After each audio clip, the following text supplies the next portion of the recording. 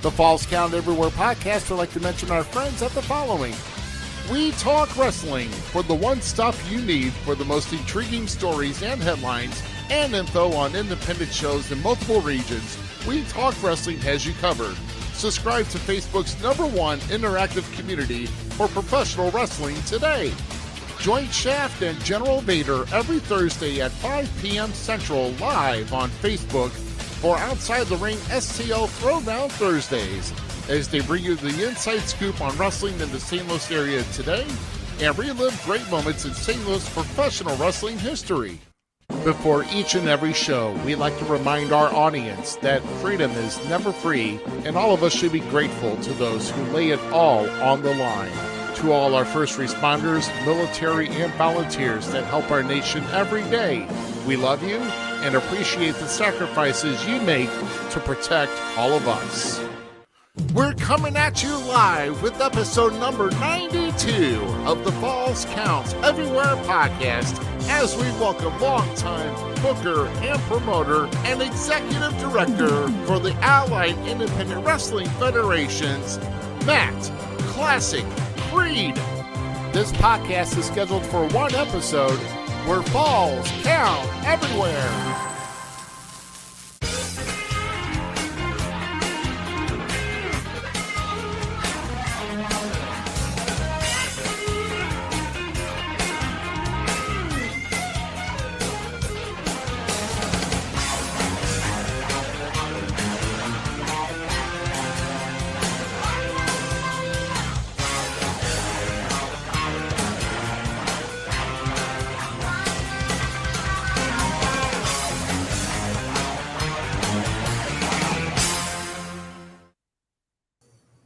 It's 9 o'clock. You better be only tuning in to us right now. That's right, everybody. It is the Falls Count Everywhere podcast, and we welcome you here as we're about to bring you episode number 92. We're here in a short while. We're going to be bringing on Matt Classic Creed here from the Allied Independent Wrestling Federations. And we've got a lot to talk about with him, and especially the big show coming up for him this coming weekend. So, I'm Rough Cut Rick Ruby on the left, of course, to the right as always. That's I don't know. I can't turn on my. It's the Gem City Mouse, the Miz. Yes! On my directions. You're good. I'm messing with my headset still. So fumbling around. I can hear you now, so that's good. Electrifying start there, buddy. Like saw the lightning add in. I know. Bringing back thunder. I'm playing too much buttons, so I mean, I don't know. You give me like give me some type of gadget or like a fidget or something. I'm sitting on it for like minutes, hours, whatever. But trying to bring some flair into what we're bringing in here. So, oh man, but man, we've got a packed show. We've got a lot to talk about, especially with our guests coming up. And hey, guys, remember, it's up here in the chat. Just so you know, chat.restream.io/FB. It is in there. And if you want to make sure you're leaving your comments here and joining in with us, make sure that you're going over there briefly.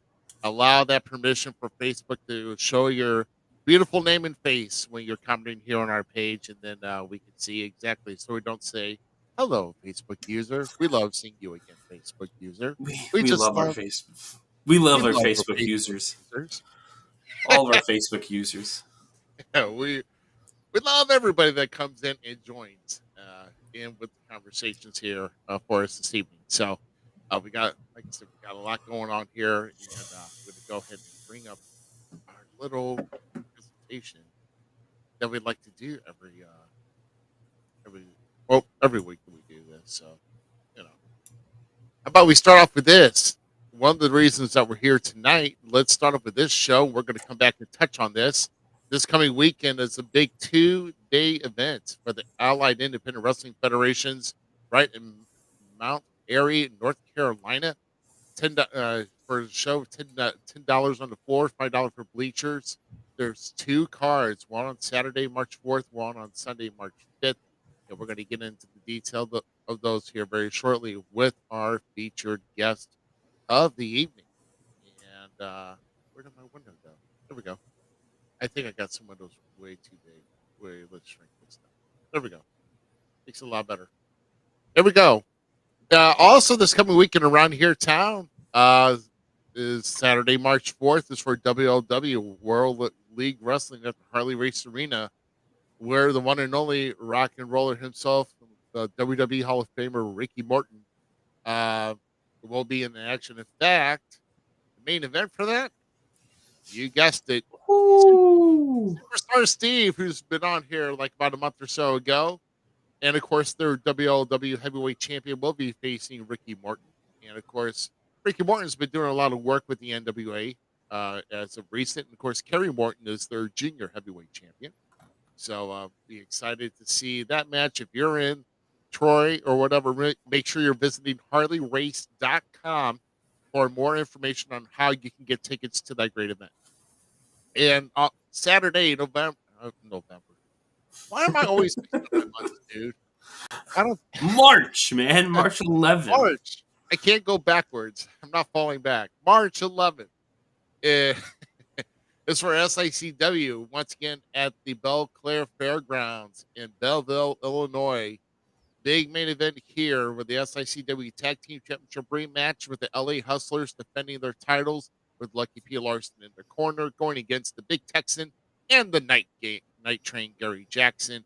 Make sure you're visiting SICW.org or call 618-286-4848 for more ticket information. And New Breed Wrestling is coming back on their first show on Saturday, March 18th in Eldon, Missouri, at the Eldon Community Center. Make sure you're visiting New Breed Wrestling on Facebook for more ticket information. You can see everybody that's going to be there on the card. My goodness, there's a lot going on. And also with the return of Nothing Eater Derek Teeter coming back to MPW. Of course, you see the Top Gun Brandon Beretta there. The U.S. champion Telecon there as well. So just a lot happening there. And of course, Shia with the Women's Championship will be defending that as well. And Saturday, March 25th, will be the special Shriners fundraiser here as the A9 Shriners for SICW, where Mr. USA Tony Atlas will be appearing, along with the Ace Cowboy Bob Orton. Tickets are in advance by calling 618-874-1870. General admission is $20. Children under 12 is $15. If you'd like to reserve a table outside ringside, it's $320. That will seat 8 people. So make sure you're visiting SICW.org for that, or call the number like I just mentioned, or tickets in advance. Now, this is for Tri-States Wrestling. Their big two-a-day event is actually on WrestleMania weekend, but There's nothing wrong with that. Yeah, I guess nothing wrong with that. You want, but they are holding a big 2-day tournament to determine their brand new TSW heavyweight champion. So make sure you're visiting. That's at the Bethany Community Gym in Bethany, Missouri. And visit TriStatesWrestling.com for more ticket information on how you can get tickets there. And Saturday, April 15th, it's been announced that Kato will be challenging Marcellus Knight for the NGW Heavyweight Championship, where they return with Bright in Scuda, Illinois on Saturday, April 15th. Make sure you visit NewGenesisWrestling.com for more ticket information there. And let's just kind of roll right into this past week that we've got some news here for you. Now, going back to WLW, they had a big show in Fort Leonard Wood, Missouri, on the military base. Over 500 people in attendance. Cowboy Bob Orton was there. And there was history made last night, my friend. There is a new WLW Junior Heavyweight Champion. Let me show you, see if you recognize this guy. Wow. Matt Sydal is the new WLW Junior Heavyweight Champion. So, congratulations, Mr. Sydal. And he's going to be pretty busy now, working in and out with AEW. And now he's going to be coming back and defending this title on occasion for WLW. He's a good asset to both companies. Matt Seidel Oh, is a workhorse. oh yeah, I mean, yeah, he's been around for years and he continues to work hard. So good idea. So congratulations to Matt Seidel for the win on that championship. And we're going to roll right into last night as well because uh, where we were at as a podcast, and well, I was too. But this is where this was St. Clair, Missouri last night for American Championship Wrestling, and of course, you could have bought some merchandise there if you were there.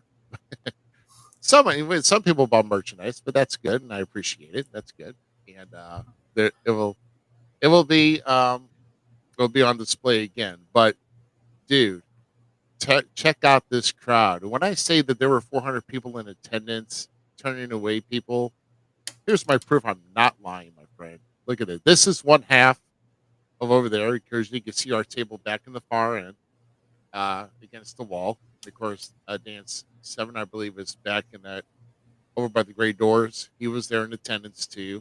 And this is the other half of that venue. Dude, we had there's people turned away. There was 400 in there, and you thought that was crazy. What about the parking here? Look at this. The parking lot was full. They were parking in the field and on the outer road. They were parking. There was hardly Dang. any room for anybody to do anything with. But last night there was history made. There was two new champions. I believe Barbarossa defeated Brian James in a controversial fashion, and also Brian James lost the tag straps there with Mark Morgan. We've got just the main event and Miz Hyde, a newly formed team, over that whole big turn, and they are tag team champions now. But yeah, that's what we've got happening, man. It's been quite an event. Of course, I wrestled last night as well with Gary Jackson and so forth. I wrestled to a draw, by the way, but there's controversy, my friend. As always, there has to be controversy because I had Mr. Jackson in the camel clutch last night, and I swear, with 1 second left to go, he started tapping, but the referee didn't see it. So it was a Oh, so time limit no draw. good. No good. Yeah, You can't. What's going can't do on, it. Rudy? You can't do instant replay in wrestling. I guess it's. I mean, what do you do? Well, that's like Jackson. He's like 3 up on you now, or is it 2? What? Wait a minute, Mike. I'm not even keeping calories up. I'm just saying, you got to start being mean, Ruby. Be mean. I forgot rule number 4 with Gary's 4 rules, and I forgot the rules. So That's what it seems like to me. yeah, 100%. You forgot the rules. yeah. Oh well. But we're gonna be returning back to St. Clair in September. We've got Championship Wrestling. We'll be having a lot more dates upcoming. So uh and so I think that's all we've got here on the forefront. Of course, we got a lot more stuff coming up here, but instead of just waiting around here, we've got our guests on standby in on our online green room. So we're going to go ahead and get them brought on here, and I just got to get a few things lined up, so we're ready to go. All right, over here. I should have asked you how your week was going. I am totally. I just like, hey, yeah, easy. How you doing? I'm just going through. I'm exhausted, dude. That's about it. I'm exhausted. I haven't even See, done anything. oh yeah. I was gonna say sometimes you get a lot that goes through you and it just comes out here, but you know we'll we'll move along here and we'll bring on our guest, our feature guest of the evening. So our feature guest of the evening is, of course, has been in this business for a good number of years, probably roughly around maybe what I'm supposed to have here. But I know he started out training with some legendary names in this business, and then he moved right into going behind the mic, going through promoting work, and now He is worked all the way up here now as the executive director for the Allied Independent Wrestling Federations here. Ladies and gentlemen, put your hands together for the one and the only Matt Classic Creed.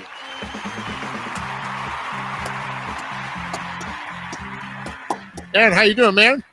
Pretty good. How about yourself, guys? Oh, man, we're doing great. Thanks for joining us here tonight on the podcast. And I know it's an hour ahead here down in probably Chile, North Carolina. I'm in Greensboro myself. Well, I'm in the big city, thankfully. Oh, okay. You're in the big city here. I don't know. It's about close to 50 degrees around up here, around the Gateway and around the bi-state area here. But I just didn't know how other areas are taking the weather here tonight and how bad it's going to get. So Hold on, let me check. It was cold up here. it was cold up here. Yeah, me and Z are only about an hour and a half. Well, no, I guess 2.5 hours apart. about almost. 2.5 hours. We're sitting at 50 right now. 46. Yeah, 46 right now with wind chill. It's not too shabby. Yeah, I'm kind of over this chill myself. I just want to get into the warmer weather. I love the cold weather, so wow. I'm the evil one. Yeah, so man, like I said, I appreciate you coming on, man, and I know you've got a lot of big things coming up, and well, we're going to get into your card here, but like I said, as far as that, I guess part of my question here, and I'll roll into our official question. We've got a long card we're going to get into. So about with your World of Wrestling, about what year did you start? Which I started in 2004. As I trained a little bit locally where I lived at the time, and then I finished my training with Chief Jay Eagle, he's notable for he's been promoting in South Carolina for like 35 years, and he trained the One Man Gang, and he also worked for ICW the Papos in the 70s. Oh, nice. And before you got a chance to get into the business, I mean, were you watching much wrestling at all? Or like, which promotions or wrestlers were you really glued into? I mean, I'm from the South, so I mostly watched the NWA, WCW, guys like Ric Flair, Rick Steamboat, Arn Anderson, the Rock and Rolls. And I attended a lot of local events. My dad, he would take me about every weekend throughout the area we lived in. Okay, yeah. So pretty much around that area. I mean, I was watching. I had the TBS, had the Superstation cabled in up here when I was young. So I was watching a lot of that before. I guess Georgia Championship kind of merged into like just the straight up NWA. So I guess it kind of took over that chapter whenever Sam Munchen kind of stopped with being the NWA president and everything, and I guess they kind of mainly took that over with Crockett's and everything. I got to do my research on that a little bit more. Yeah, the mid '80s is when Crockett started buying up everything and going national to try to compete with Vince. Read Tim Hornerbaker's book; it's wonderful. He's got several wonderful books. Oh, okay, perfect. All right, cool deal, man. And let's throw it over here to Z for his first question of the night here. So as you went through your training and stuff, like for me, being the fan of wrestling, I wanted to be the wrestler. You kind of went from. Wait, hold on.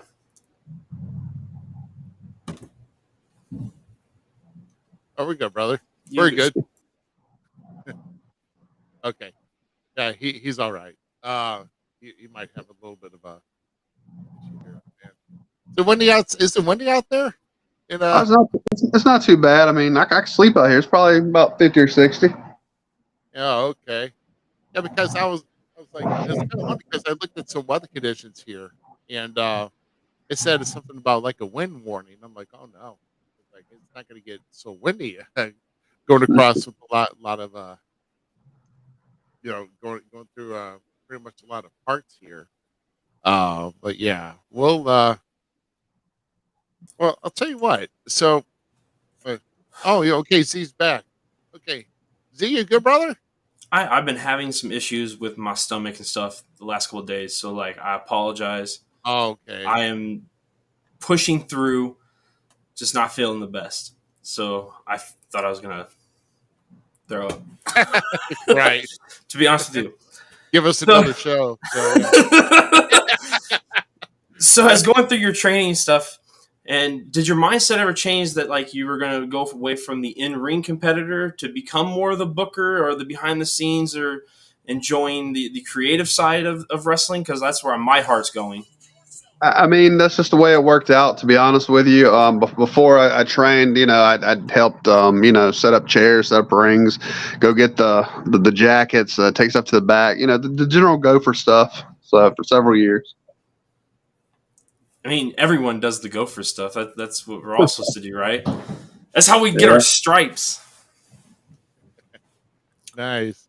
And with the promotion that you started out with, that was ASWA and then USIWF, I believe. Yeah, those are both local up here to the triad of North Carolina. Yes. Okay. All right. So how long were you? How long did you get your feet wet there before you started going into the AIWF?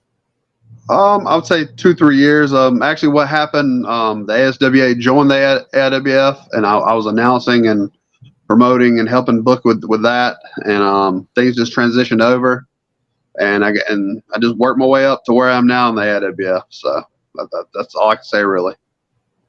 Okay, and before they joined in. And with the AIWF was originally the AIWF started back in '92, and it's kind of veering now. I just thought about that. This is actually officially episode 92 of our podcast.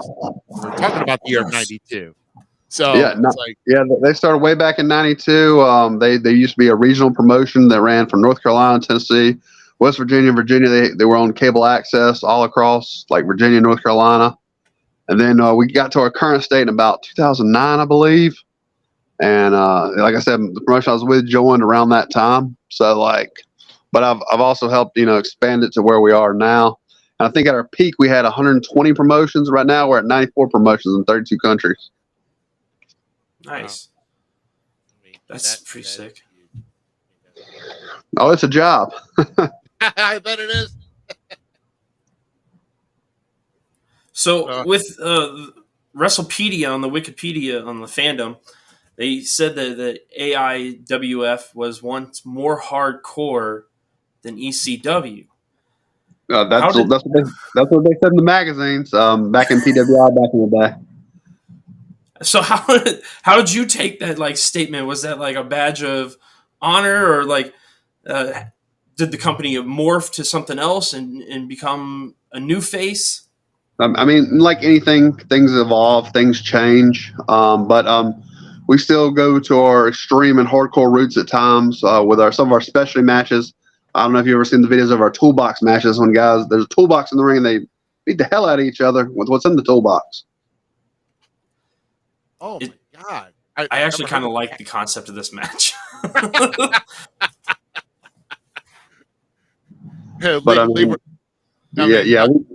We still go to those extreme roots at times, and we actually had the very first cage show, the Deal with Steel, which was the first event of all cage, way before Impact did it. We did it over 20 years ago. Dang. Exactly. So yeah, like you said, I mean, I know you kind of go back to the roots, and I mean, like you said, we're talking into the '90s, when they're even with ECW coming around, like in the mid '90s and going further. I mean, the hardcore. Me and Zach will probably argue about this at times, but I'm probably on this particular aspect is I'm not too much into death matches. Hardcore is fine because hardcore is just not so gruesome. I mean, when we're using like blunt objects to hit somebody, but not but going through like light tubes and razor wire. I mean, that's where I kind of draw the line, because you could really suffer something bad inside that ring, and then what do you do? Yeah, I mean, I just think you need to know your audience. So, I mean, like certain shows you're going to see those aspects on, and certain you're not. We do have a world deathmatch champion in the Dev. He's out of Chicago. Chuck Stein's been our deathmatch champion, Madman Pondo. Peter B. Beautiful. So we do have that aspect, but I mean, I believe in giving the fans, like the circus. I mean, you want to see the high wire act. You want to see the lions. You want to see the elephants. You want to see the clowns. You have to give all of that. Right. And like I said, I understand that too. You know, me So and with- Beatrice, yeah. Go ahead. I'm sorry, So brother. with no, you're good. You're good. With mine, like I am actually not a deathmatch fan. So I like a good hardcore match because Mick Foley is one of my favorites. When Mick Foley back in WCW days when he came in, it was Cactus Jack and helped Sting really like form like this kind of hardcore coat, to him a little bit, made him more rigid from the surfer dude. Like that stuff was good hardcore matches. And then there's like going too far, but I will say John Moxley and Brian Damage. No, I can't remember that. They did a match where Moxley took a sawzall to his head, and I was like, okay, that's kind of cool. Like, you got me a little bit, like, because it's just such a to see that is like, whoa. So, Oh my god, that's horrible. I mean, that's worse than a pizza cutter.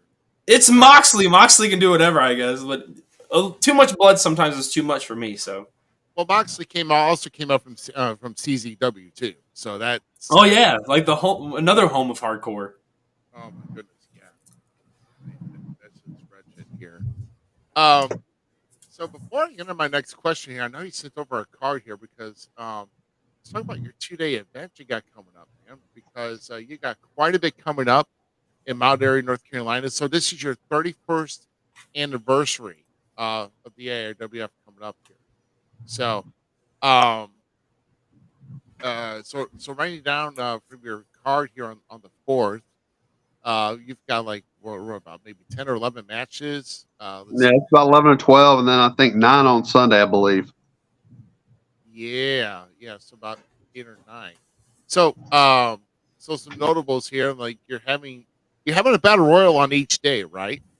Yeah, last year we had like 42 in our battle royale, as several from the Boogie Woogie Academy came down and competed. Oh, okay, gotcha. The Valiants, of course. So you got Frost and Fury versus Valencia Y Paz, and then you've got a Mid Atlantic TV Title Championship with Matt Anderson versus Gorilla Q. Then you got Mahler and Blast versus Mayhem and Kavina. Yep. Mid Atlantic Women's Championship with Stormy Renee versus Clara.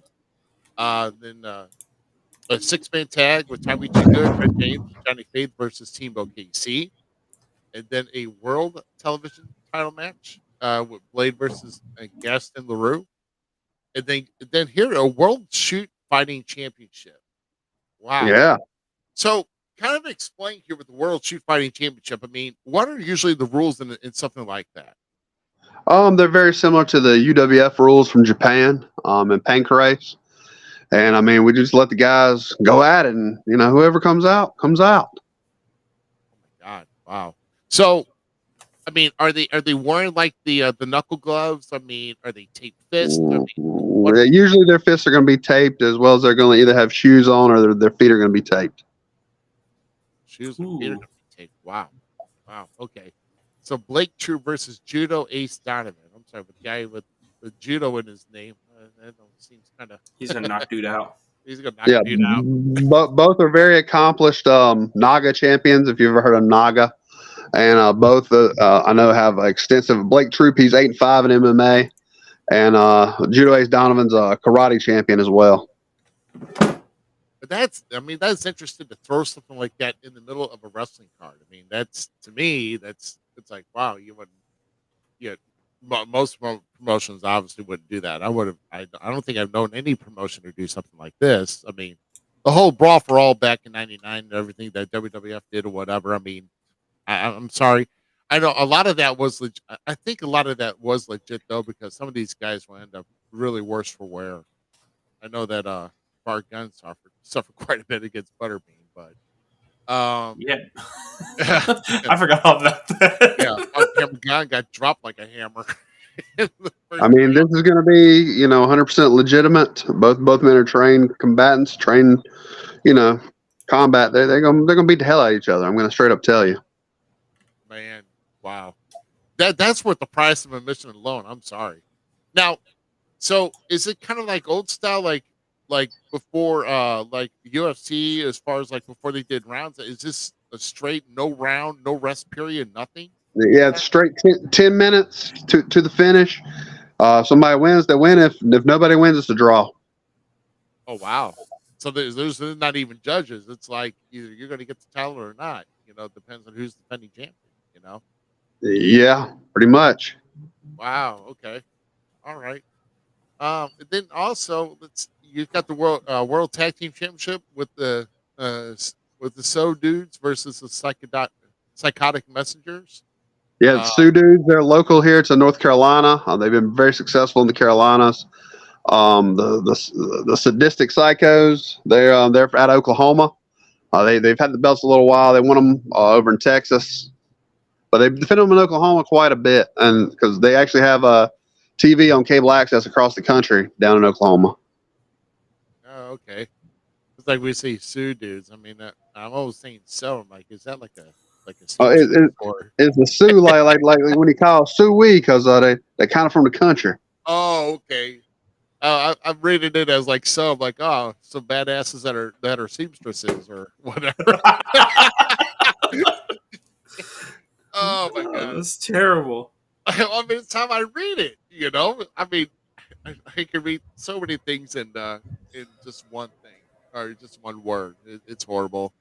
So Justin Flash versus Gunner, and then Yeah. the AIWF World Championship with a Jack versus Ty Tyson versus Jackson Slade in a triple threat. So Triple threat's going to end it. One man. Ty and Jack have been fighting here in the Carolinas. Jackson Slade's out of Florida. He's a young Jack dude. He's fought MMA. He's beat the hell out of a lot of people. But he actually won the belt against Damian Wayne and Chase Stevens in a steel cage in Panama City a couple months ago. wow. Okay, awesome, man. So And, that wraps up Saturday's card to me, which is a huge card there. And so just to clarify it, I mean the ticket prices that it's for each show, right? So obviously, Right, correct. They want to go to Florida for both shows. They have to pay $20 for a 2-day pass. Obviously, Yeah, $20. That's a pretty good deal for 20 matches. Sure. Oh yeah, especially coming all over the Fact. coming from with wrestlers from all points of the country coming in for this big event. Obviously, it's definitely worth the price of admission. So we're rolling right into Sunday's card on March 5th, next Sunday. So the SSP tag titles, if I got that right. Yes, you do. That's out of it's Strong Style Pro. It's out of Middle Virginia, Central Virginia, I guess you call it. They're sending 3 teams down. The All Nighters have the tag belts, and they're putting them on the line versus 2 other teams. Yeah, those 2 other teams, the Sons of Rebellion and How High. So I don't know if that's any That's my weed team. reference. Yeah, that's I don't even know who they are, but I'm so in with the name. Like, that's my team. that. So where's the I think you got Jeff Paul versus Mexplex. Yeah, Jeff Paul, he's the illegitimate of Logan Paul who lost tonight, or Jake. I can't remember which one lost. Jake lost and not today. Oh, okay. Yeah. Oh, it's a play. Oh, okay. I was like, wait a minute, what? Where are we going with this? Yeah. So Jeff Paul. So there's no relation. He says there is, but I haven't saw a DNA test yet. I'm gonna send him on your show. Distant cousin. Distant. Oh my gosh. Third removed. Yeah, He's 6'6". I can tell you that. Holy shit. I mean, you send him on here. It's like, hey, your cousin Logan sucks at podcasting. See what he says about that. Wait. Don't do Logan like that. Logan's a great podcaster, actually. I give people a lot. I mean, I give a lot of people a lot of crap, man. So they just got to roll with it. They have to. You know how much never mind. Yeah, You're good. people. Anyway, so now like you say, there's a battle royal in this card. But if I understood this right, I wanted to make sure. Now, is this for the newly presented AIWF Golden Age Championship? No, that match will be crowned in a separate match. We're going to pick Okay. the two competitors the day of the show. The Golden Age title, the rules are it's going to be 2 out of 3 falls, 1 hour time limit. Yeah, it's going to be old school, baby. Okay. And is there any prestige to this battle royal on Sunday from the one you had on the day before? I mean, it's for whoever wants to show up and have some fun. Okay. Basically bragging rights. So Hey, y'all want to come compete? Y'all more than welcome to come compete. right. So the Eclipse Championship with Logan Kendall versus Project X. Yeah, Project X from Control Your Narrative. He's the Eclipse champion. If he retains his belt the day before up in Pennsylvania, I got permission from his promoter up there that he's going to put the title on the line at our show the next day. Wow. Awesome. Wow. Talk about putting somebody through the ringer. And then I'm seeing something with ALW. ALW is the rebranded ARW from down in Florida. They're on Fit TV if you want to catch them on Fit TV. They're bringing in Jason Duggan to defend his belt, and he's taking on Christian Pierce, who's a talent from Alabama. So hey, we're gonna do Alabama Florida just like an SEC rivalry game. Oh my gosh, yes. Yeah, they're nuts in the SEC when it comes to football. Let me tell you. I mean, I'm in Missouri, and then we're pretty much not a factor. So, anyway, so what about a fatal 4-way between women's fatal 4-way here? Yeah, we're all those women said they were going to be there. All of them been pretty successful lately. So I said, heck, let's throw them all together in one match. Let's see who the best one is. So it's Amanda Kiss versus Clara versus Nurse Mika and Trixie is the fourth competitor. Yeah, Amanda Kiss, she's there with the team Ring Wars Carolina Invaders, so she's not going to be liked that day. Clara's the AWF Mid-Atlantic Women's Champion. She's trained at the JPW Academy, which is Tom Pritchard and Kane trained her. And then Nurse Mika's been doing great everywhere she's been going. She's out of West Virginia, but she's been everywhere on the East Coast lately. And Trixie, she's another Alabama lady. She said, hey, I want to compete. So I said, hey, I'll throw you in there. And in my home promotion, we've got a graduate of the Jacobs Pritchard Wrestling Academy with Miss Hyde. Amanda Kiss, that's a great name, by the way. Yeah. So we've got a JPW graduate here in that promotion. And what about the Mid-Atlantic Championship with Jack facing an unknown challenger? Right, yeah, Jack. He's in the night before. He's got a chance to win the world title. If he wins the world title will be on the line. But he hasn't yet. So he is the Mid-Atlantic champion. So I told him, hey, it depends what happens. If you got the world title, let's put the world title on line. If you got the Mid-Atlantic title, let's put that on line. And he's pissed off because he was not allowed on Team AIWF Mid-Atlantic's War Game team.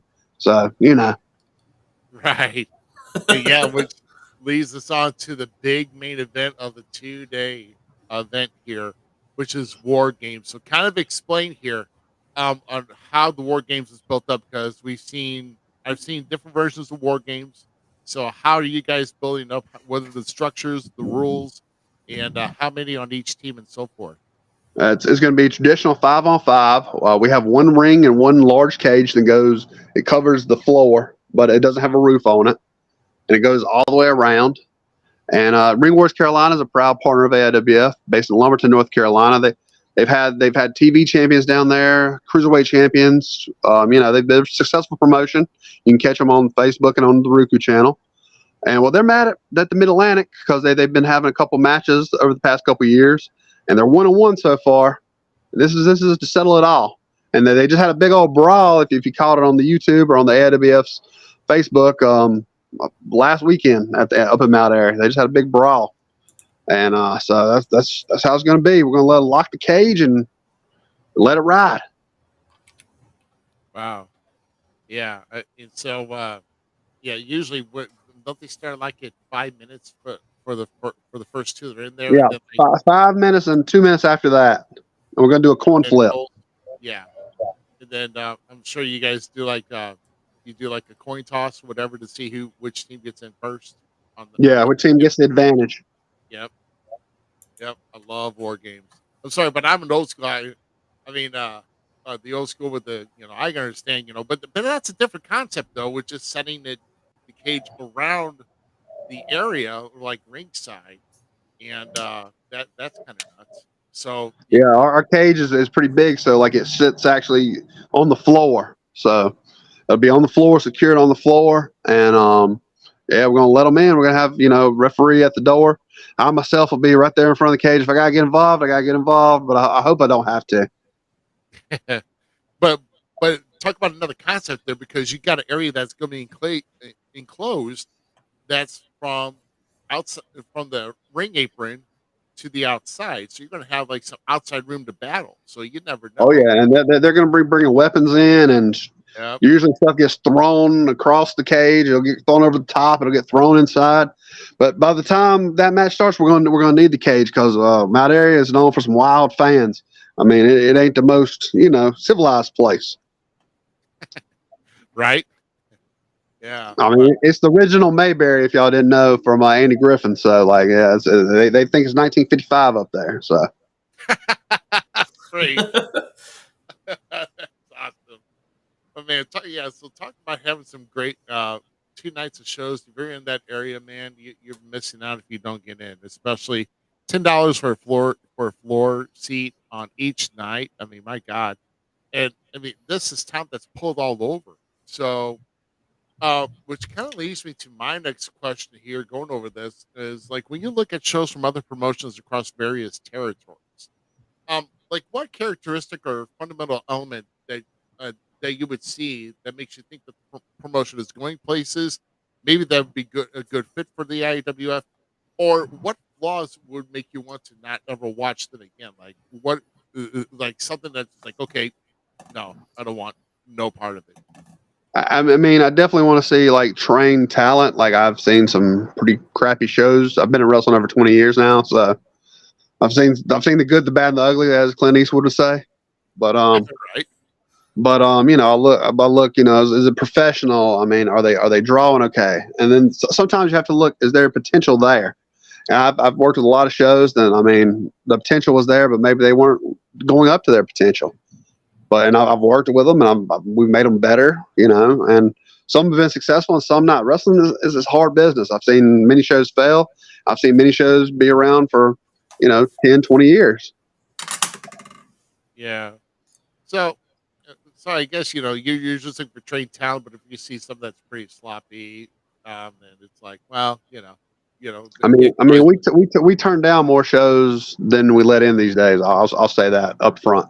Well, yeah, I mean, I would imagine so, because, I mean, like I said, between 32 countries, you only have 94 now. And at one point, there was like 120. So it's either maybe promotions closed up, maybe promotions that are just not fit the bill, maybe something, whatever the case may be. But now you're under 100 between 32 countries. So that kind of says something, Yeah, I mean, yeah, we did well. I think we did our stuff well over the years. And if you look at our title history on wrestle/titles.com, you'll see several people as are world champions, guys like Cahagas, guys like Rodney Mack, guys like Buddy Landell, Ricky Morton. I mean, Damian Wayne. I mean, you got some talent every which way. Absolutely. So what we're going to do here is we're going to break in between our questions here. And we usually been doing our segment here with our guest here, and this is Zach's favorite part of the show here. And Yes. Yes, sir. So we're ready for tonight's Wrestling's Gold Memes, everybody. And so we're going to start off with the headline that possibly it's not been officially announced, I don't think. But how about this? Brock Lesnar versus Omos at WrestleMania 39, and we see the match there. on what people think about Brock Lesnar versus Omos at WrestleMania 39. And what about our next one here? This one had. You sent me this one. I know I'm interrupting, but you sent me this one, and you had me literally dying in my car. Like, I opened it before I left work, and I'm like, oh, I was crying, dude. I'm like, that's funny. It could be any cup, really. To try to play the violin on Shinsuke Nakamura's theme. So you play. It sounds in your head, and you just keep playing it, man. Anybody can play the violin with their cup. So, so Tony Khan has a huge announcement. We hear this all the time, but it's Wednesday, and Tony Khan has made a huge announcement yet again. So, the reference to Bill Murray and Groundhog Day, because we keep reliving this moment. Big announcements all the time from Tony Khan. So, And they got a reality show. Thank you, Adam Cole. Right. And this one you sent over to me, and I love this here regarding our voice of the voiceless here. Where you're going on your lunch break and consider not going back. CM Punk here. I had this conversation and I did not go back.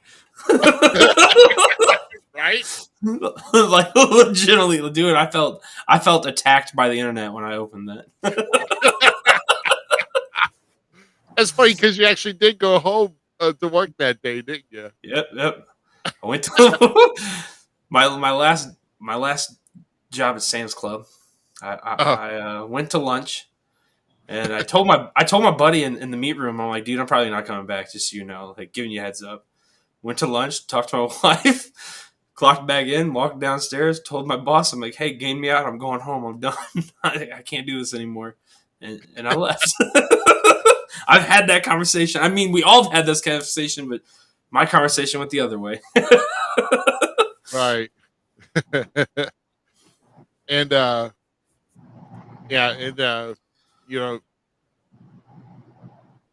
you talk about your dad was being such a ladies' man in the 80s.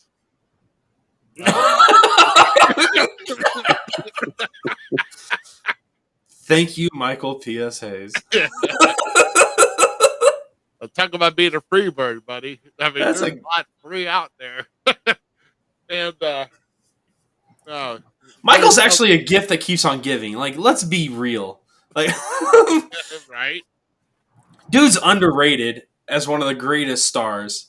So, no, thank you, Michael P.S. Hayes. That is a great, like, the photo's too much. I feel for whoever took that picture. Oh, he's probably got Speedos on underneath. He's not gonna let him. It doesn't matter. It doesn't matter. Michael be doing too much. And that's all we've got for this week's Golden Memes this week. So I hope we all have gotten a little bit of enjoyment, a little chuckle out of that one. And we're going to throw it back here to Z with resuming our questions. So how many promotions are now in AIWF? 94 active promotions currently. 94. Yes. Holy cow. Okay. If another promotion wanted to, be a part of the, how do they get qualification, or is it like a honor system? Like you be rubbing each other's backs. How does it work to get in or be a part of the group? Usually they talk to me. I'm the one that approves all that, and they have to meet my qualifications, which my qualifications pretty simple. I want shows that are at least running quarterly and have at least ran 3 to 4 shows, and they have to be in a region that's not currently occupied or not very close to another one, and they just have to, to agree to our terms of working with us and what we expect. What is some of the stuff you expect? Like, let's get gritty about it. What do you want to see from them? Like, I want to come to you. Give me the layout. What do I got to do? I mean, I'm pretty much just going to tell you. I'm going to be like, hey, you need to try to book at least one of the belts per year. Hey, you need to put the AWF on your logo, on your poster, the AWF logo on your poster. Hey, please don't embarrass us. That kind of stuff. There you go, Ruby. Yeah, there you go. So, what I've also gathered from the website here is that if you look like talent inquiries, booking, and fundraising, we had the name of Dean Puckett up there, and with the email. Yeah, Dean Puckett. He's the founder of the AIWF and my co-partner. Okay, and then of course for new members and affiliates, you can contact you. Yeah. Just @_classic@yahoo.com. Correct. So we got that going across our ticker here, and Now I will say the last time there was a show about 4 years ago that where I was part of another promotion in this area, which was World Powerhouse Wrestling. That's now defunct. Yeah, Uh, Shane, he went out of business. Yeah. yeah, yeah, Shane, yeah, Shane's a good. Well. I mean, do you want to shoot on that? Should I just tell the shoot? I mean, you can say whatever you like on here. Sure. I mean, Shane, I like Shane. Good guy. He sold it to another individual that made him think like he was going to keep it in operation, but then they sold it to another active promotion out there, and they basically bought all the assets. It was basically like an asset dump. Yeah. And trust me, I seen the entire asset dump and I knew what was coming. So, I've said my piece on this show many times about it, and it's not been good. And I don't want that vibe to come around. Trust me. Yeah. So, but I did see I believe it was the cruiserweight championship change hands. Yeah, I believe that's when Mike Anthony beat Kit Reaver, or Kit Reaver beat Mike Anthony. I can't remember which exactly happened. Yeah. I think it was Kit that beat Mike Anthony on that one. Yeah. Okay. So both heck of talents. I mean, Kit's doing great in Kansas. Mike Anthony's been doing great on the Memphis TV and several other projects I've been seeing. Yep. Yeah. So, I mean, like I said, some of these guys. I mean, I try to see where Kid has been, and I don't know exactly where he's been recently. He's mostly been in XWE over in Salinas, Kansas. Oh, right. Yeah. Okay. Yeah. Because he's from that area around. Correct. Yes. Yeah. Kansas and Missouri. So, okay, a cool deal. So one thing here, and I'm just going because you mentioned there's 32 countries. I mean, pretty much the bordering countries around here, like Canada, Mexico, and then over you got England, Australia. I mean, you got it all over. So, have you ever done like an international crossover event with another country? If so, what countries did you participate with? And if not, would you like to see one done? And did you have a country in mind that you would like to do that with? I mean, I would say the closest that's come to that was the recent European title tournament at Lucha Libre Barcelona in Barcelona, Spain, because they had guys from Barcelona, Italy, UK, etc. So several countries. But when it comes to America, it's mostly Americans. We have no problems with our pals in Canada coming down. I know the guys from Canada have worked up in North Dakota and Wisconsin and such.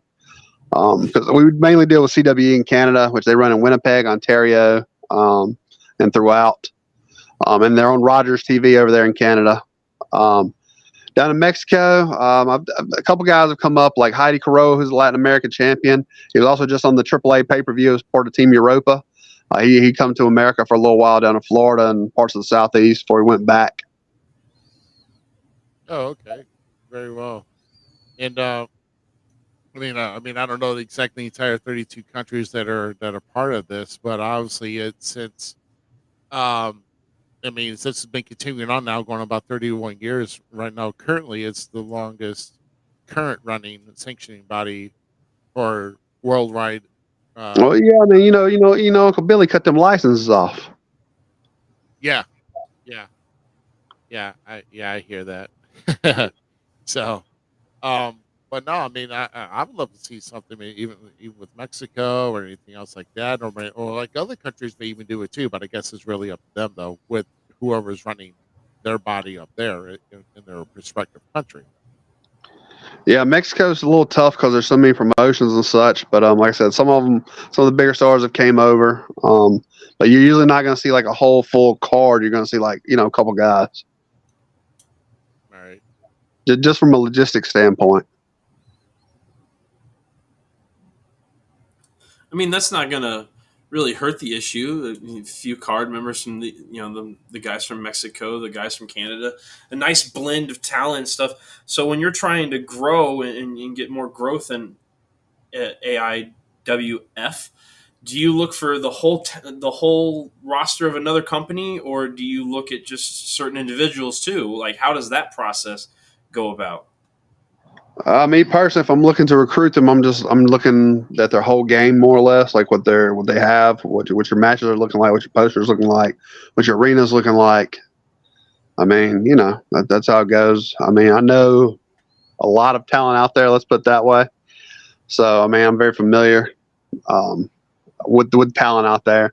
And a lot of times, how we get them is maybe somebody said, "Hey, I went to this show. You should check it out. You should talk to them." He'll tell me about the owner or the booker or whatever, and be like, "Hey, you want me to get you in contact?" I'm like, "Sure, yeah, get me in contact, man." And then we work it out from there. All right. Yeah, because I mean, I would imagine that for those who are just like, like for me, I mean, like I said, with the IWF and everything else, pretty much if they don't have like affiliation or like a promotion that they could work that's part of the AIWF, they pretty much like have to go to the East Coast to come down to North Carolina to kind of look at what's going on there with you guys. I'm sure. Well, yeah, I mean, if you want to come see it in person, but I mean, we keep everything on the internet pretty regular. So I think that's how today's wrestling's going. Everything's on the internet, so it's nice. You can sit back at home and you can see about anything you want, really. Right, exactly. So I say, you've been in here roughly 20 years, give or take. I mean, you've been pretty much been on the announcing side, booking side, promoting, and now running as executive director now for the U.S. chapter for the AIWF. In regards to your world of professional wrestling, what would be your crowning achievement? One for you personally, and one also like in regards to with the AIWF. My personal achievement is just I get to be in the wrestling business. I mean, it's a strange place. Like it's like nothing else. It's not my sole income, so I'm grateful for that. But I just love being in wrestling. I enjoy it. I enjoy interacting with people like you, lovely people, and all the other lovely people out there. But for the AIWF, I feel like, hey, I mean, honestly, it was last year we hit 30 years. I'm like, 30 years is pretty damn good. And like I said, we've constantly done pretty well, and we're constantly growing. So I mean, I really can't complain. Yeah, absolutely. I mean, to keep going this long, and I know around here, I know I'm in good friends with the gentleman who's running for about 50 years, and then is having a large fan fest out here in May, which we're going to be part of as far as being a sponsor out there. So, The lovely Herb Simmons, right? Yes, absolutely. Herb Simmons. Yep. And so Herb is he's putting on one hell of a show, one hell of a fan fest that's coming up here. And like I said, we're getting our words out. We're getting our word out there around because first off, I want to thank you personally because there's been a few guys that got on here, or at least we're like contact with that wants to come on here and be a guest and go over their career. Gino Rivera was really good. That's held your cruiserweight title, and I know he just recently dropped it. Yeah, he got beat, but then he lawyered up and he got that belt back, and it's what it is. Hopefully, I heard him and Samurai Del Sol are going to have another match coming up in Colorado. Once I get everything official, I'll definitely announce that. Right, oh, that'd be a killer one again. And Ricky Morton was just out there at Below Zero Wrestling in North Dakota. He was just out there. He beat up Sylvester J. Fox. He's a famous manager up in that area. Wow. Awesome stuff, man. But no, I mean, we would like to, at least we would like to keep our affiliation with you because there's some great talent that's reaching out there that wants their story heard to kind of go over just basically talk professional wrestling. There's many views about it. I mean, me and Zach, we're not on the same page all the time. We've got different views. We got differences, but we mesh well together with what we, with our weaknesses and our strengths going together. So that's what kind of makes us kind of appreciate one another's style. I guess you could say that. So yeah, y'all have a lovely show. I appreciate being on it, and all my friends that I've sent to you, they've all enjoyed it. So well, we've enjoyed them. Like enjoyed you. Like it's been fun. I love learning new wrestlers and stuff, and getting to dig deep. And anytime I can tell or post something funny that Ruby doesn't like Orange Cassidy put to sleep in a match. Oh my God. Yes, I And, know. I know. I mean, and I love wrestling. I've loved it all my life. But like Howard Brody wrote in his book, God Rest His Soul. He wrote, he when he left wrestling, he missed the interaction, and then that's the best part I love about wrestling, is interacting with different people, finding out information, and just enjoying it, just bringing light to my day. Absolutely. And like I said, if anybody else comes across, man, let them know Oh, that. I'll be sending you a ton of guys. Trust me, trust me. As soon as I post it to them, like, hey, how'd you get on there? I'm like, hey, I know everybody now. Yeah. Right. I mean, you got a big show coming up once again this coming Saturday and Sunday, and man, if I could get out there, I mean, but it's too soon, and I've got a lot going on as it is. But let everybody in that locker room know on both those days that, hey, we're the guys that'll sit down and chat with you. We love shooting the breeze, talking the best things about professional wrestling with you, with the guys that are hardworking out there, making things happen, and that's actually what you're doing here with all these cross promotions. So I mean, and just the AIWF bringing the best from all the promotions across. I mean, from many states. I mean, my goodness. I mean, $10 for a floor seat for each night, and even if you get them with the bleachers at $5. I mean, if you like bleachers, $10 for 2 shows and 20 matches. Where is? I mean, where's the police? Because that's robbery. Because Yeah, you're getting a deal. we run a livestock arena up there in Mount Airy, North Carolina. I know we've been in that arena for about a decade now. But it's got bleachers. We got whole concessions coming. We got 2 food trucks coming. We got a t-shirt truck coming. Can make your t-shirts on the spot. Oh, nice. Yeah, man. Dude, I'm gonna have me a couple Bruceys while I'm there, but we ain't gotta tell everybody. right. We just did. Oh, you just did. Who knows? Maybe for like number 30, for number 32, we might have to try to make a way out to the East Coast for that, because to me it sounds like a great time for 2 shows. I mean, my God, um, it sounds like some incredible action, incredible talent. To me, I'm intrigued by the entire card. I'm glad you sent me that card, because like, oh my gosh, look at all this action. That's Yeah, yeah, it's gonna be a heck of a card. We got anything you can want. We got titles represented from across the country. I mean, every year is different, but it's always good because you're gonna get to see different people, meet different people, and we'll have about 300. We'll sell it out. It's about 300 seats total. nice. 300 seats total. Wow. Okay. And I mean, coming across from all parts of North Carolina, coming to see that show. So, man, it's just fantastic. And man, I'll tell you, man. Like I said, I thank you once again for coming on here. I'm glad that I got to know more about the AIWF. I mean, because like I said, I've seen it floating around me sometime, several years back, and I'm like, now I get a chance to talk to the guy who's actually running this in the U.S. and all about it. So, it's great to talk with you, and out, like I said, we're more than happy to welcome all the talent that wants to come in and tell their story. That's part of the AIWF. They got their own separate stories, and that's what we're all about, man. So, we once again, I thank you for coming on, and I wish you the best of success for both nights, and I'm pretty sure you're going to get that house packed, my friend. Oh yes, sir. I appreciate it. I can't wait to talk to y'all guys again, and I've enjoyed it. And y'all have a wonderful night. And I'm about to hit the sack. All right, man. Yeah, I know. Be blessed, brother. Yeah, thanks for taking the time, and you enjoy the rest of your night, man. All right, thank you. Bye bye. Thank you. All right, hey. Oh, so look at my big ugly mug right now. Like I'm, brother. Yeah, I totally get it, brother. But if you are inquiring more about the AIWF, there's still everything across there. If you're looking into be a member or affiliate of the AIWF, you can always reach Matt out. Once again, Matt_classic at yahoo.com.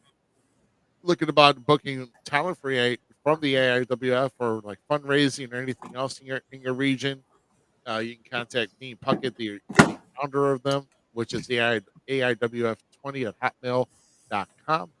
And that's his email address, and so man, so a great appearance here from Matt Classic here with us here tonight. One thing, and I'm putting up a new ticker here, and we didn't really get much into this. There were some announcements made here in regard to around the region. In regards to the Midwest Independent Wrestling Hall of Fame, of course, we had the big announcement here with Searcher a couple weeks ago, bringing in the big tech, announcing the big Texan Big and Texan. yes, big shooter, and Bishop Stevens, who's also done work with WCW, WLW when they first opened, and also doing some side work with WWF. Um, they are the first two inductees into the class of 2022. But They there's were, more now. yeah, now there's more. So now the next two are actually from our midget world here. Little Kato is now a member of the class of 2022, and the Legacy Award, which is actually his brother he that he kept hush hush about for so long, but the late great beautiful Bobby Dean. Dude, Um, that's awesome. he and Little Cato will be accepting that award on his behalf and presenting it to his family. And so in there, I believe there's one more spot that's not yet to be announced, and that will be the complete class of the Midwest Independent Wrestling Hall of Fame class of 2022. And we'll definitely bring you that news whenever we get word of that. And like I said, and we don't even know a date yet when the ceremony is going to be, but that's usually enclosed too. And if it's made public, we'll let you know. But if it's a closed event, it's like family and friends, just depending on the type of venue they get. That's pretty much going to have to be the way it is at that point. Um, so I'm grabbing the wrong mouse here, trying to break things up. So, oh my goodness. Um, but man, but what I can say here tonight is, now that actually kind of a quicker than I thought. See, but the guy gets straight to the point. He he tells it like it is, and like, hey, you know, Straight shooter, firing out the hips. He seems like a nice guy. I wish I'd have gave him more. I feel like crap. oh yeah, no, I understand, man. I understand. So we may even so we may have we may even have a slow night the way it is here. I mean, we're going to have some great shows upcoming here. I will announce that there is a possible guest for next week that I'm kind of putting in the works. But once you all keep these dates in mind, March 19th, we will be inviting back the one and only legendary promoter from around the area, now officially at the 50-year mark as a promoter in the St. Louis area. Mr. Herb Simmons will be here. We're going to be talking about Yes. the big uh, let's see, which May 11th. oh yeah, so we're going to be talking about this event here. Oh wait, Uh, that one. The March 25th. Sorry, the Shriner one. My bad. yeah, so it's the Shriner one. Yeah, so the Shriner a fundraiser there with Why was I Mr. thinking- USA Tony Atlas making an appearance, and of course Cowboy Bob Morton will be there, and then of course we'll be talking about that big fan fest here too that we are an official sponsor of. Um, My buddy Isaac just sent me a picture today that he has his tickets for both things. So I got a buddy for that'll the be fan writing, fest. yeah, I got a buddy that's gonna be writing down with me because he's pumped. Dude, that is going to be a full day and night and evening. It's going to be a full day for me because we're going to be down there from the time it opens all the way till we'll shut down. Oh man, I'm gonna have to wake up early and drive down. Yeah. Well, Oh, it's hey, gonna be so awesome! I cannot wait. yeah. Get your sleep when you can because I won't, once again, I won't have that much sleep on the night before because I will be being the best man at my best friend's wedding the night before. So, thank God. Party. Yeah, well, we know one brother that ain't gonna be drinking that night because I will not go an entire day and night, especially when I'm going to be part of that Bruiser Brody Memorial Battle Royal too. So That's right.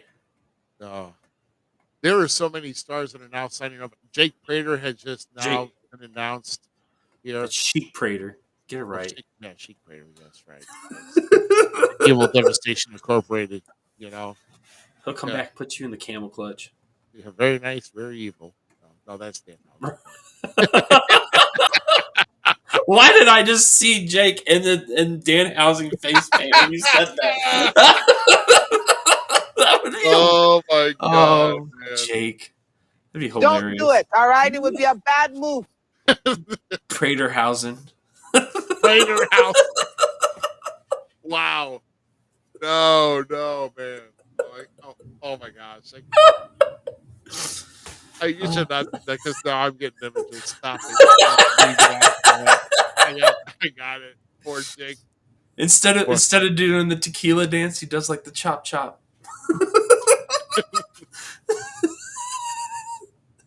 Wow. Images are coming from all over me. All over. Wow. Oh, poor Prater. Yeah, like I said, Jake's gonna be in that. And we're all, and I'm also. We've been contacted today about somebody else who wants to, who's gonna be part of this fan fest, as whether it be a participant or maybe even have a match. But somebody will be wanting to appear in April on our show. In regards to that, and we'll once we know more about that, we'll let you know. But March 26th, we're going to be inviting members of the Wrestle Talk podcast to join us because that is the weekend before WrestleMania. So, with that, we usually have a little WrestleMania trivia that we usually like to do. Little WrestleMania trivia challenge. So, it's going to be between if I can't participate, then I'll be the host. But I may have to pull my whatever trump card I have and bring. Does it count? Does it count to have a GQ card? I get GQ card. It's going to be like kind of like kind of like the I can pull a dollar out, but if I pull a GQ card, it's like worth a nickel. So, Next time GQ comes on, there has to be battle rockets out of his butt. That's all I'm saying. do a cartwheel and shoot a fire battle rocket. I am sad that I didn't get to come down with you guys. Like I almost thought about it, and then I got asked to work the weekend, so I couldn't. But I honestly thought about coming down to the show, but like that's a 5-hour drive for me. Yeah, I get it. I get it. 5 hours? What? Man, there's ways. No, it's like 3. It's like 3. Sorry. Yeah, I was gonna say 3. there's way. Yeah, it's gonna be like a 3-hour drive. Yeah, but no, I 3. understand. You would have had to get in there. Like I said, there were 400 in there. We would have had more, but they did not have chairs, and more importantly, they did not have room. They had to turn people away because they could not, even with standing room only. That would have broke fire code for in that particular area where the gym was. Right. So if you got it looked like a great event, dude. I've seen photos. Big Oh. Texas posted some. GQ posted some. I think you posted some. Oh I yeah, saw. of course. Yeah. Yeah, you'll let everybody know that the podcast is there repping, and we got people wanting T-shirts, but they're kind of out of sizes. It's either too small or too large that they're wanting. So I'm like, we gotta wait till we get them in. So that also kind of puts me before we discuss anything else in here. Let's put this up in here. Put this ticker. Don't miss out. Get your official Falls Count Everywhere podcast T-shirt. Once again, only $20. You can send your name, address, phone number, and email, and shirt size. You can email that to fallscounteverywhere@gmail.com or send a Facebook, get instant message to us here at Falls Count Everywhere on Facebook. And you can also send us a message on Twitter too at FCE Podcast, and we'll get it too. Just let us know. And you'll have to pay by either Cash App, Venmo, or PayPal. What's Ooh. what's Venmo? Yeah, it got taken over by John Cena. John Venmo. I gotta get another shirt for my wife. She's mad that she doesn't have one. Oh, okay. Well, She's mad that she doesn't have one for the podcast or a We Talk Wrestling shirt. So oh my goodness. Yeah, soon to come. yeah. Soon to come. It's all in the works. Um, but as far as getting our name out there and with events, we have recently signed on to make another appearance. It's going to be in southern Missouri, in West Plains, Missouri, on April 29th at OzCon. That's Yes. right. We are going to be guests. So Nerds of Wrestling unite together and drive us bonkers. So yes, it's. I'm gonna be like you said. It's don't let Ruby lie to you guys. He's like looking at me, messaging me. He's like, "Do we do this? Do we do this? Like, this is more your world house. Like, you're nerdier than I am. Like, making fun of me. Back, let's get there. Wrestling fans are nerds, man. We're geeks. We unite. You're probably a He-Man of the Universe fan. Don't even want to admit it yet. That's GQ more of the He-Man. Oh, don't lie. Okay, maybe GQ. You like I She-Ra. know It's GQ. okay. I know GQ is. I know GQ's a nerd. Trust me. Him and I argue all the time. Yeah, no, he's totally up for He-Man on there. So He-Man was the bomb, dude. Like, don't. I mean, I was more Thundercat kid, he's good. I don't know. and you know, I think he may have a Thundercat sword. If I'm not that's all right. mistaken. I'm branded. Nice.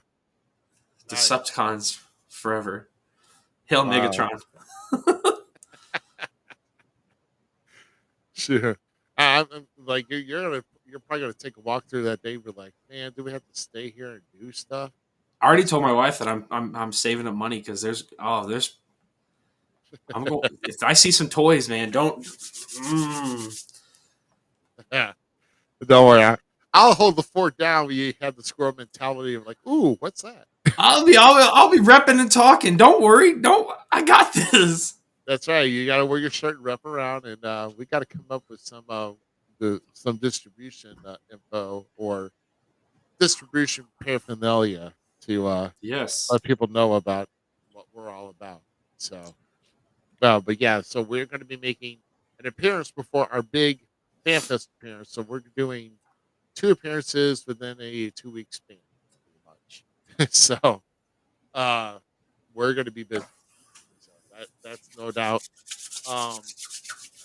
Bring Yeah, it like I on. said, probably, like I said, we got an idea for a guest next week, possibly the week after that. Then of course, after that, April 2nd, I was going to see him maybe possibly coming up after every both nights for WrestleMania, but I may not even be around April 1st.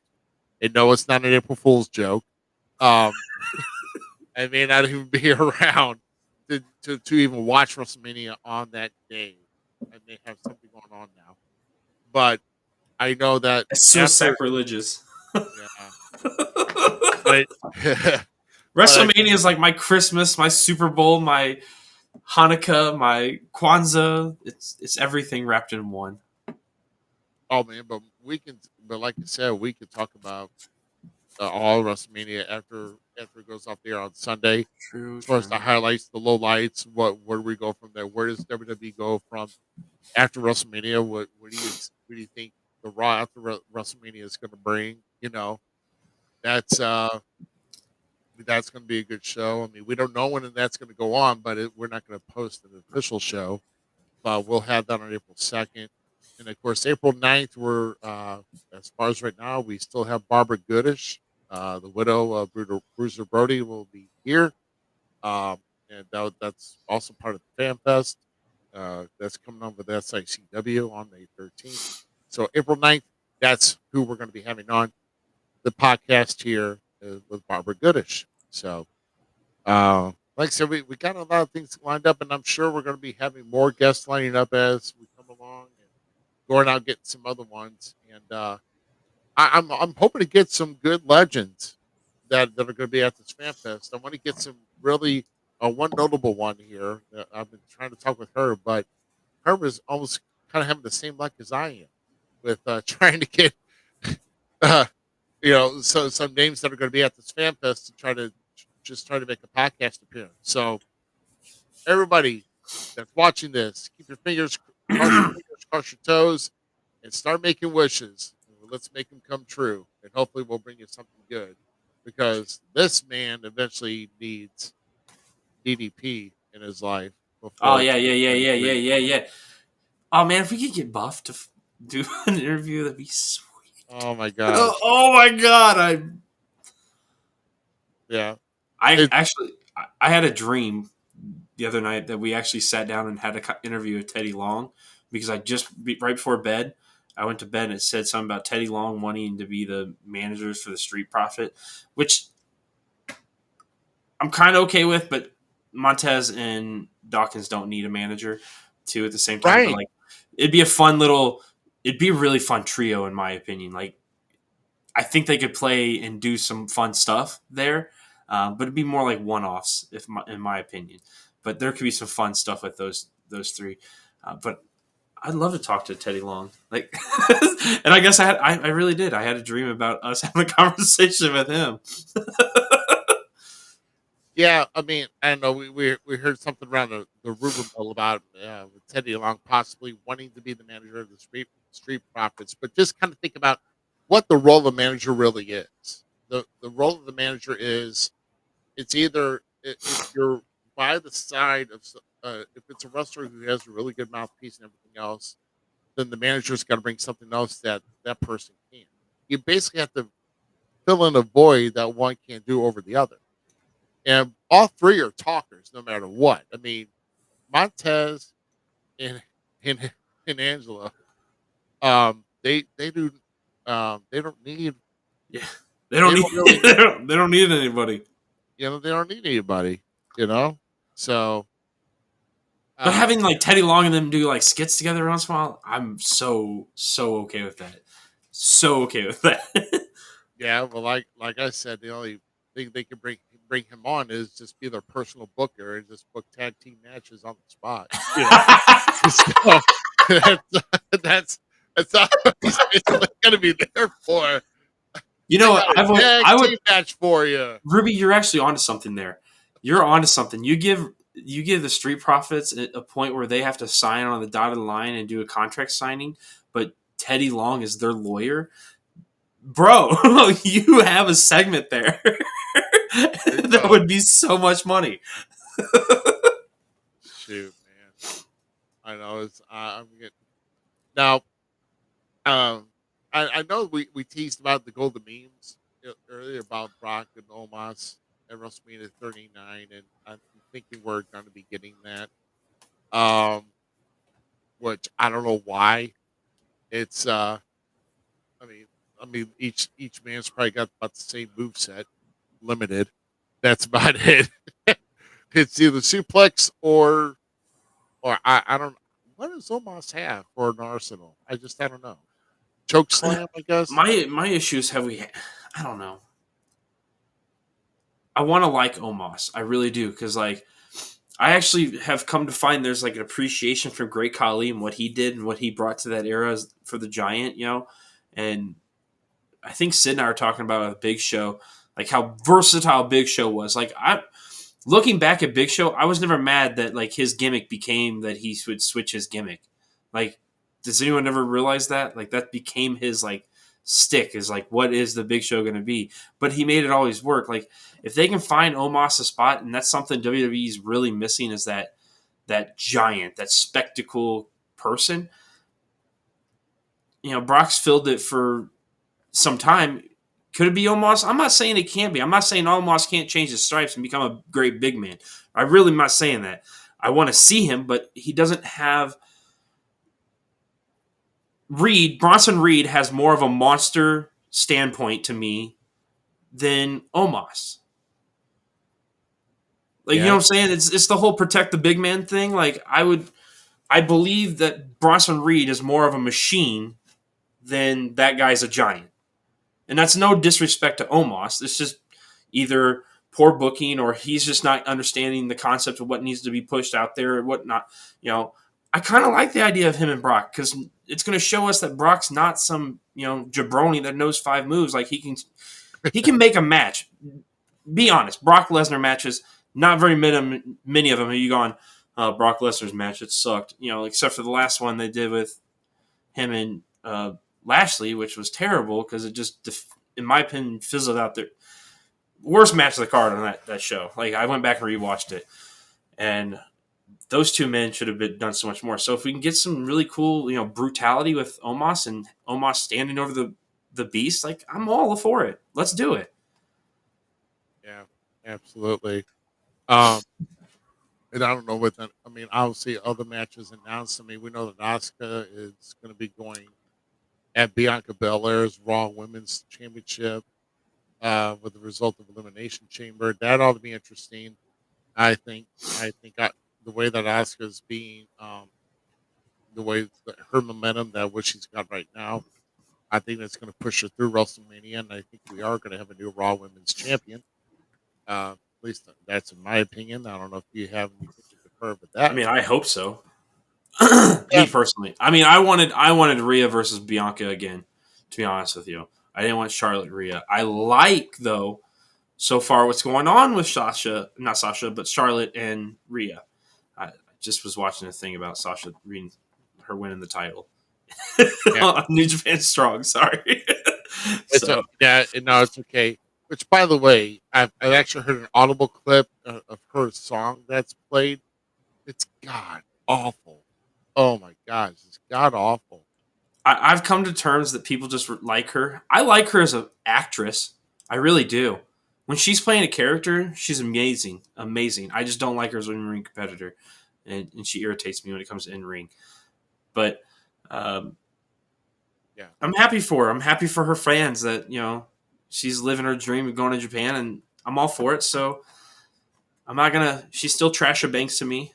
But power to her, man. Be the dumpster fire that you want to be. I'm all for it.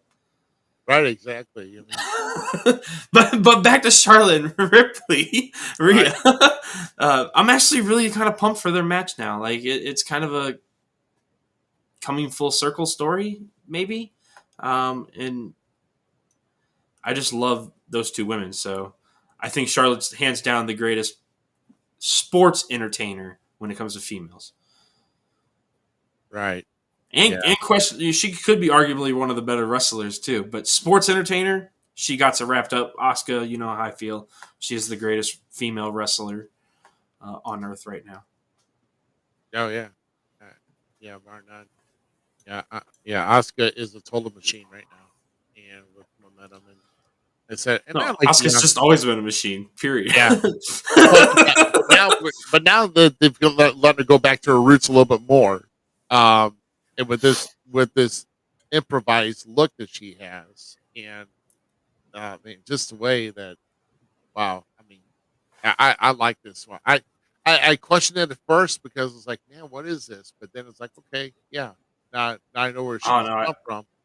Yeah, it's beautiful. It's fun to see, and I'm curious where it goes. The only the one thing that's right now making me sad is I know this is going to make some people mad, but I still think Cody Rhodes does not deserve to win the title.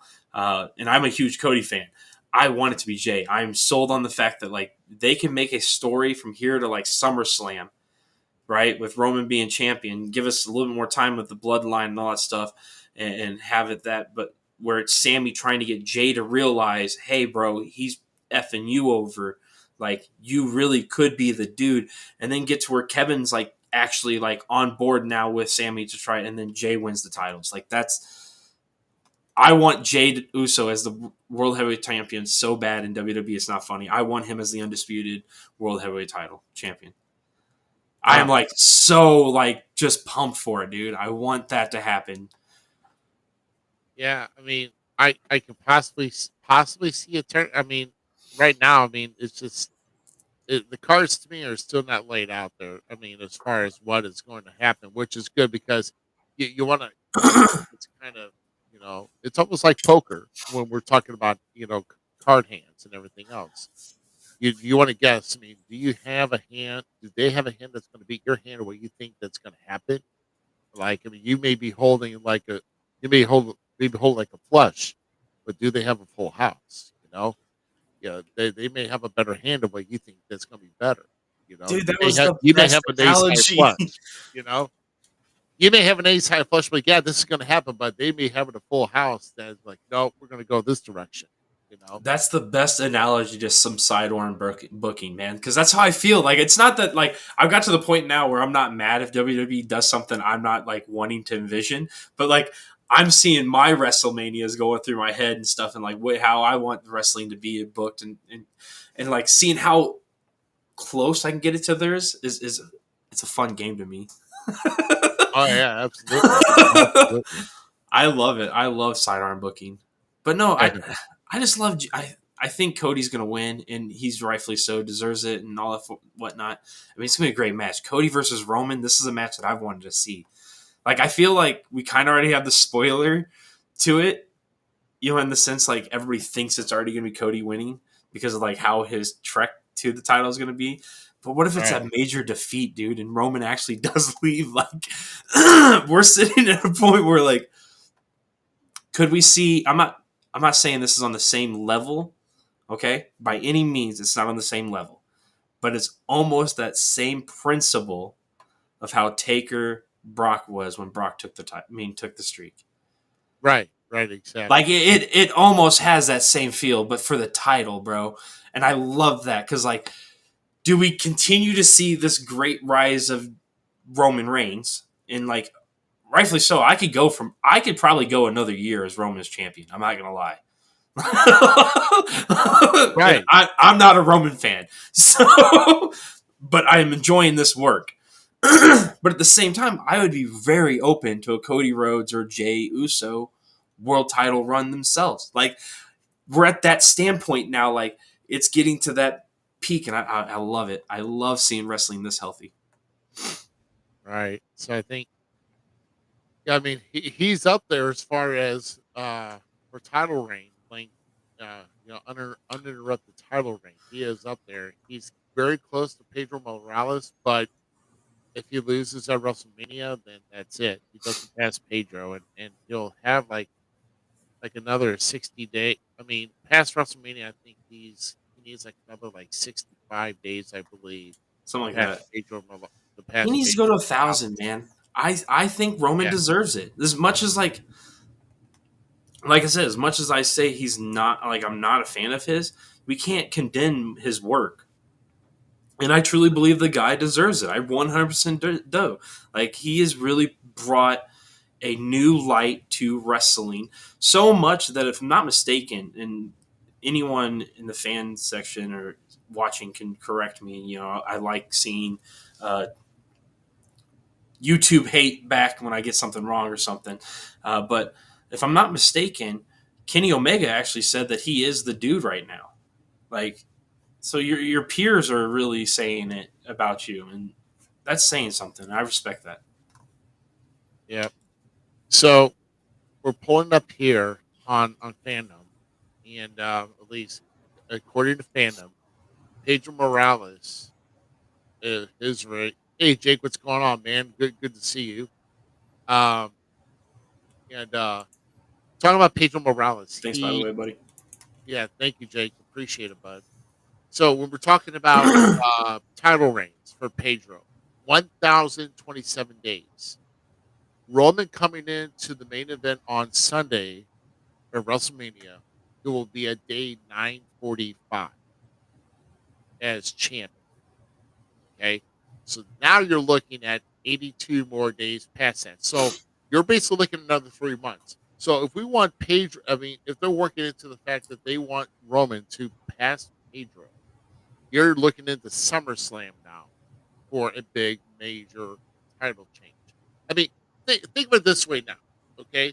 This is the way I've been kind of felt. I've enjoyed this. I've enjoyed what's been told as a story right now. But right now, WWE, you're beginning to be a little bit predictable. You are, and give me something to make me believe that what I'm calling out is not going to be it. Because right now, all the cards are lining right now to me that come April 2nd, Cody Rhodes is going to become the new WWE Undisputed Universal Heavyweight Champion. That's what it's being told to me right now. And I'm saying right now, hashtag prove me wrong.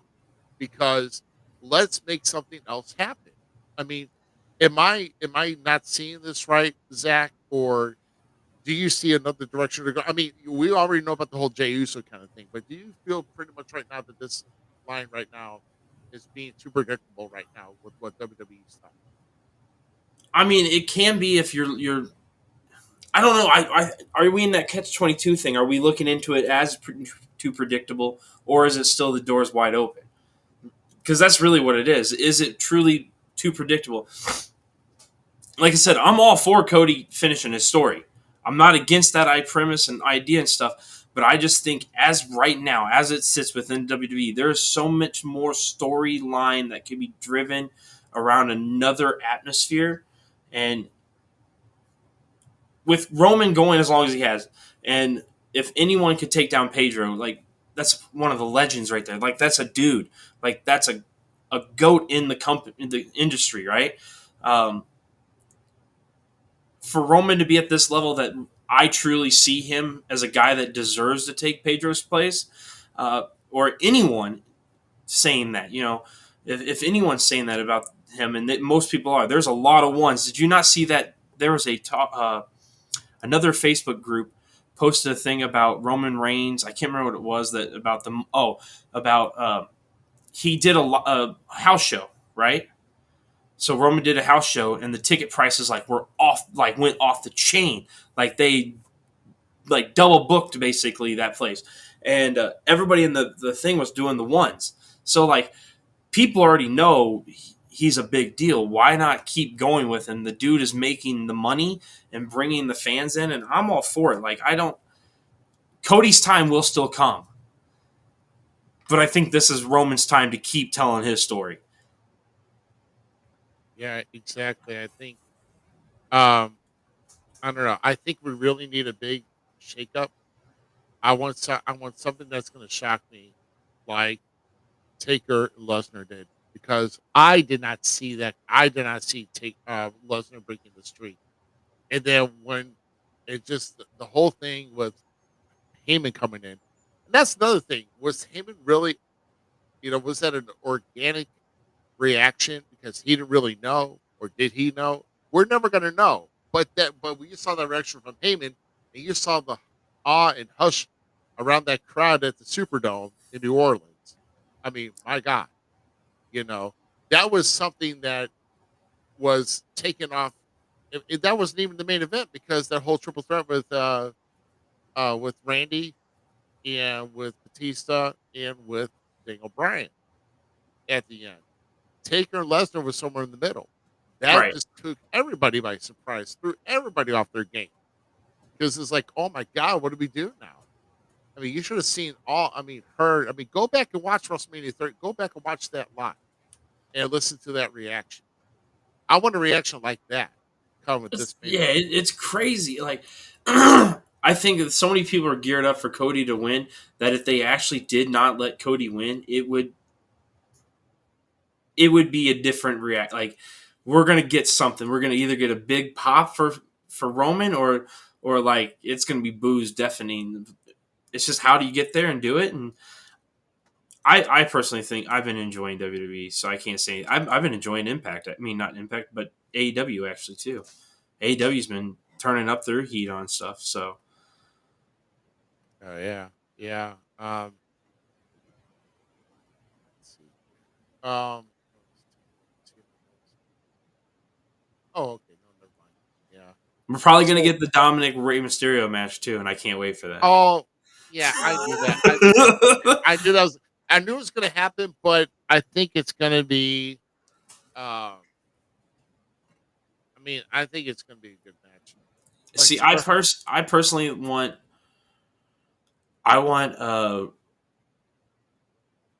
Dominic and God dang it, Escobar and Damian Priest. Like I kind of want Judgment Day to die off now, and not in a way like I really like Judgment Day, but I want Damian Priest being Latino and stuff, and I want to see a new LWO formed. There Is what I want to you go. see, and I think Dominic could be the perfect face for it.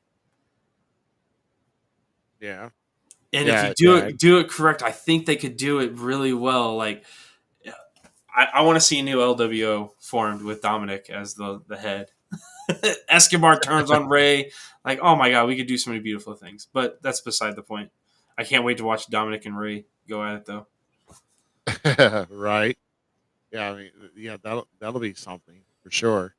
Uh, but no, Dominic and Ray are going to be putting on a good match.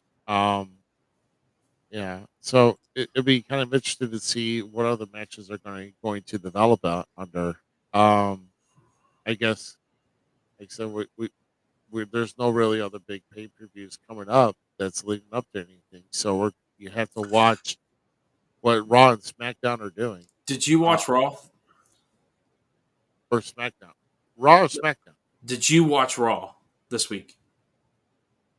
I think I watched bits and parts of it, but How do you feel about Becky Lynch and Lita forming a tag team to take on Damage Control? I mean, I think it'll be an interesting. It's something different for Becky. Um, going with the women's tag again with the WWE Hall of Famer.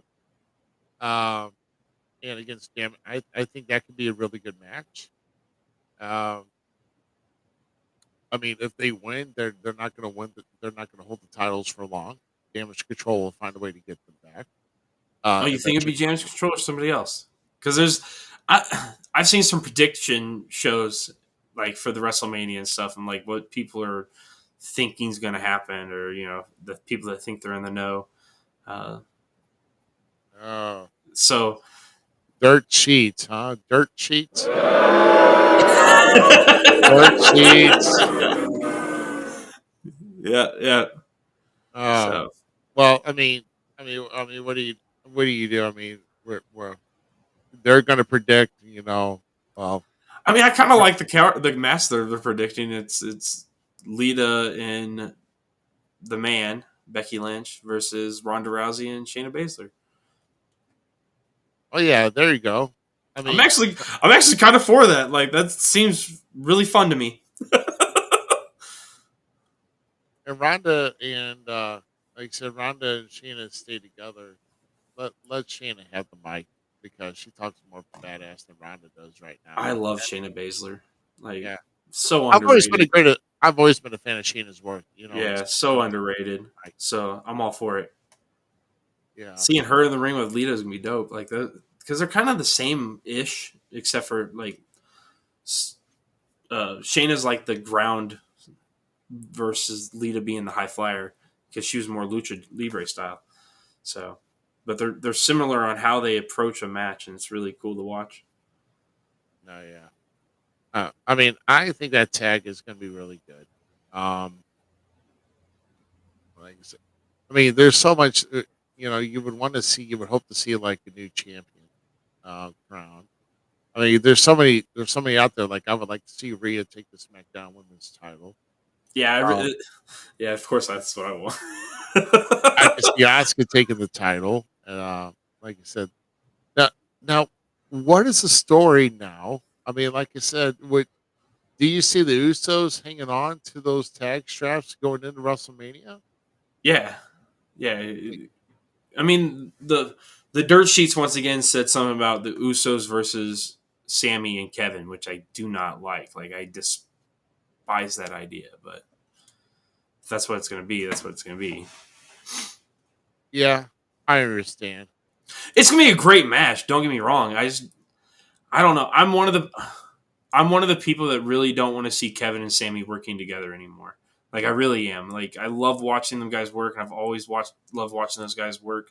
Um, I think it was like Worlds Collide. Their ladder match at ROH is still one of my favorite matches of all time. I think it was World Collide, not Worlds Collide. Dang it!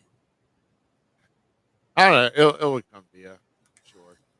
Because Worlds Collide was WWE, wasn't Yeah, it? right. Yeah, with NXT, right? Yeah. Yeah, with But NXT it was. but they had an ROH match at one of their pay per views back in the day. On a ladder match was like tremendous. Like thing just so much beauty in it. So Kevin and him they've always been able to put on shows together and be a great tag team, all this stuff. I just don't want to see it anymore. I've watched it from the indies. Let's change it up. There you go. And I like Jay and Sammy way too much together. Right. I really do, man. I think there's something special with those two. I really do. Well, I mean, I've always thought Sammy was cool, and I still wish he would have won the world title. But at the same time, like I get him not winning it yet. So Yeah. I didn't see him breaking that streak. I just didn't see Sammy doing that. You can hype it up all you want. It was a great sell for Montreal for a great hope, or in this case, the great white maple syrup hype. But you know, but I knew that Sammy was not going to come out of that as victorious, and it's just at least it folded into another story. Between another chapter between Kevin and Sammy now. Whether anything comes out of that is really to be determined. But we just get to keep watching every episode of Raw and SmackDown to find out exactly what's going down, and then kind of go from there. I did learn this week, like I told you, by the way, that NXT is just a bad '90s sitcom. That's all it is. All right. NXT writing is literally bad teeny bop 90s sitcom stuff. Like it's Full House. It's all of that. Go watch it now and you're gonna look at it differently. I mean, go watch it now in that mindset of a terrible 90s sitcom, and you're gonna have way more love for it now because like it's bad but it's good. Yeah. I mean, when you told me that, I was just thinking about, with what I'm thinking all about Chase U, and I'm like, well, now you're kind of wondering to see where Slater's going to be at. So, I mean, like, where's Slater? Dude. Okay. Sidearm booking. Oh, here we go. One of my favorite guys is Heath Slater. You have him come back to WWE as a fan, trying to get a scholarship to Chase U to get out of the trailer parks, and you have his way back into NXT right there, bro. I love Chase U. I love Chase U. And don't disrespect. Like, no, Chase U is great. There's so many great things about NXT, and like when I started to see it, then from that spectrum of like, holy cow, this is just a bad '90s sitcom. Like the whole thing, I just found like this new enjoyment in it. Like Brooks and Briggs, like they're like the country western, like it's like Yellowstone, but Yellowstone for teenagers. It's beautiful. It's beautiful. I love it. Yellowstone for teenagers. Wow. It's great, dude. There's so much. And then there's like really like small glimpses of greatness too. So Tyler Bates did awesome this week with his little segment. I'm really loving Joe Gacy. Yeah, I can't say I don't love them enough. Like that whole faction's amazing. So rewatch NXT now. Like you have to look at it from that perspective though, because it's an interesting one. Right. Yeah, because unfortunately I do know what Saved by the Bell shows are, and I've seen many of them. So now I'm going to have to now watch with that mindset. So. Dude, I'm sorry though. That's how I feel about it now. But I love it for that reason. Have you watched that '90s show on Netflix? I know you're not a nerd.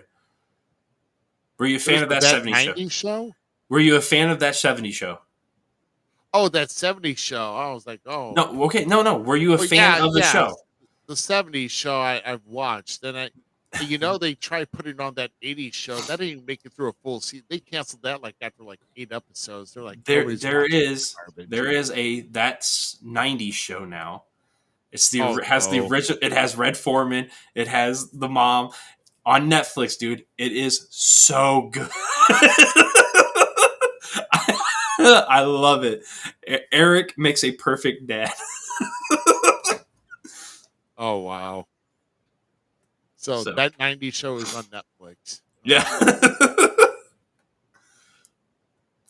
Well, I'm gonna have to check out at least one episode now. That's gonna. Dude, that's probably when my stomach still hurt me. I'm gonna lay down on the couch for a little bit so I don't wake the wife up and probably watch me a couple more episodes of that.